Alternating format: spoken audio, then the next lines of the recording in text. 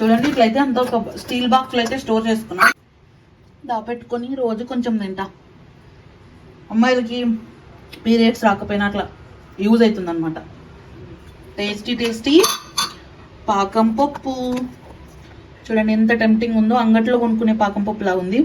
చిన్నప్పుడు మనము notebooks text books వేసి అమ్మేవాళ్ళం కదా, అవన్నీ వేసేసి తినేవాళ్ళం పాకం పప్పు. కానీ ఇప్పుడు ఇంట్లోనే ఈజీగా చేసేసుకోవచ్చు. సింపుల్ స్టెప్సే నేర్పించిన అనమాట.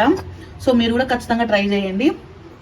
ఎంతో ఇంకా ఎవరికైనా అంటే పీరియడ్స్ రాకపోయినా అట్లా బ్లడ్ తక్కువ ఉన్నా ఇట్లాంటివి తింటే మంచిగా స్ట్రాంగ్ అవుతారు. సో ప్లీజ్ ట్రై చేయండి. సో చూడండి ఇదైతే ఇంకా చాలాసేపు అయింది. ఇంక ఇప్పుడైతే దీన్ని ఇట్లా మంచిగా లేపి కత్తితో ఇంకా చింపుకొని తినేయడమే అనమాట. ఎంత టేస్టీగా పాకం పప్పు. మా ఎట్లంటే అట్లా పట్టుకో, ఒక షేప్ చెయ్యి నువ్వైతే. మా